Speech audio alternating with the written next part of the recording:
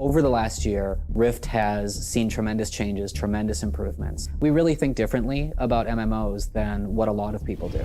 To us, it's all about the quality of service, it's all about the speed of the updates, it's all about listening to the players, it's all about getting things done rapidly that are really meaningful.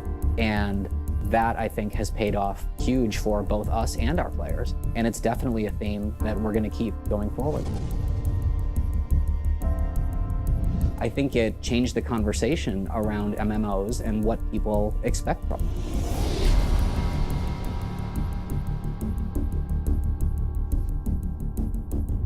We've delivered a world event with every major patch that's come out in the past year. And so in that case, it's 7 full world events, all in one way or another directing people to play the content that we've just brought into the world. The speed at which we put out patches and the amount of content we put out is directly related to kind of what our core goals initially were. We wanted to make a platform that was really fast for iterating.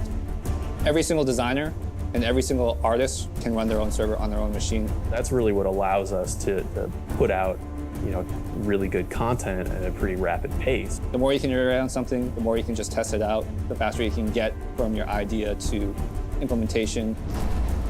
This game changes all the time. Since launch, we've been non-stop planning on what to do next. And we're always looking at new ways to innovate. And one of the things is mobile. It's free and you win loot and it just keeps you really connected outside of having to be at your computer. The team here plays the game a lot. And that, coupled with the fact that we talk with the players as much as we do, helps us create new stuff for the game as fast as we do. Every update we do, not only do we do big new cool stuff to bring, but we just make your overall experience better. It's not that the game's easier, it's that it's easier to enjoy. We get rid of the headaches, we get rid of the frustration, and we just leave an awesome game left for you to play. We're working on something we haven't done before, which is very exciting. It's pretty much a whole zone that's a city.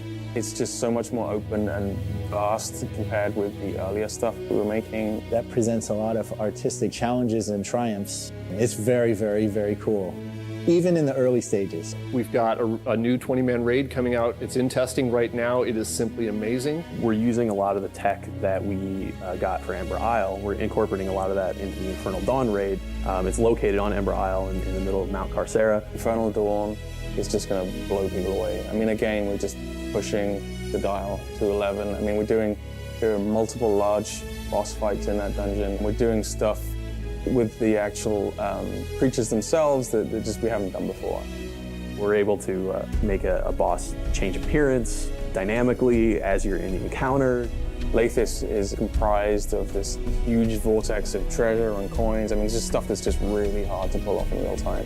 As we get more and more tech going forward, we're trying to leverage as much of that as possible in everything that we work on. I'm really excited for the PvP changes. We are trying to go beyond the 2-faction system and trying to make a focus on persistent world PvP. PvP where you have long-term ramifications for what you do in the open world. We're going to start telling more story with our instant adventure by letting you play alongside the action.